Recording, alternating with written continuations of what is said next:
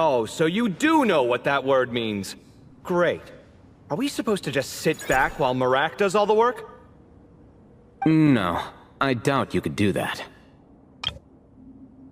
Exactly. But I can. You... Critique can be a strange thing, which doesn't necessarily make it bad. In fact, by the title and thumbnail of this video alone, you should be able to tell that this tier is a critique of sorts. The source of my second biggest criticism of the game comes from the 4-star danger unit, Kaveh. Now please keep in mind that Kaveh is not the only character with the problems I'm going to mention. Some of my favorite characters have similar problems. However, he is the one who has done something to personally offend me, so... The character Kaveh suffers from stagnant writing, preventing him from progressing in the ways that he should. Instead of doing something interesting with his character, the only thing that Hoyoverse allows to happen is the same boring old argument with Kaveh and Al-Haytham, who are just as annoying as each other. There are times where Al-Haytham has been interesting, such as the Alchemy Quest, and times where Kaveh has been interesting, like his hangout. What you should write is not shove that boring slop down your throat, and both of these things have had them interact in ways that work. And I understand being annoyed or showing affection through love. That's all my parents do. Our stress might be affecting people, but when you're not even the most entertaining character to do the job you're being assigned to do, just shut up. In Genshin Impact Luna 2, players return to Sumeru for an event marketed around Layla and the Mirrors.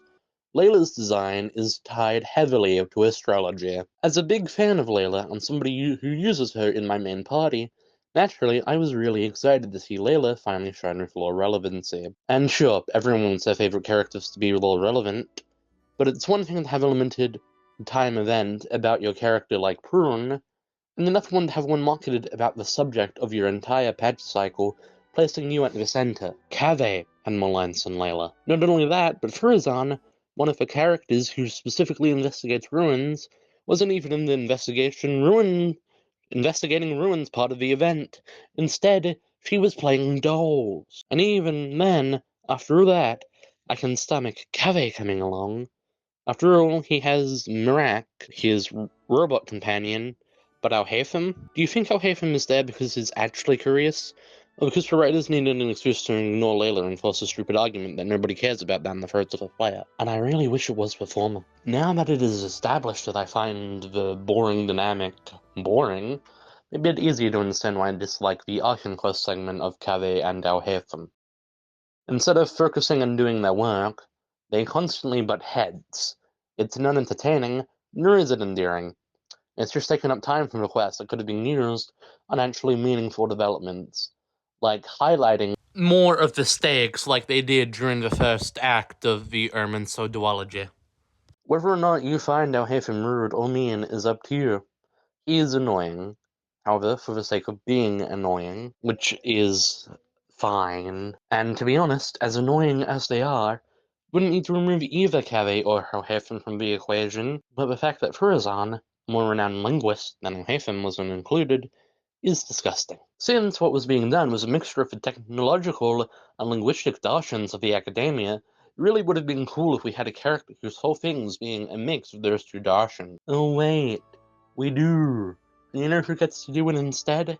Kaveh and Al-Haytham. So they can have another boring argument that isn't going to occur to anything, because just like Nivelette, they're stagnant dolls that don't get to actually develop. I know that this entire video has been me being pretty hard on a pretty decent popular character.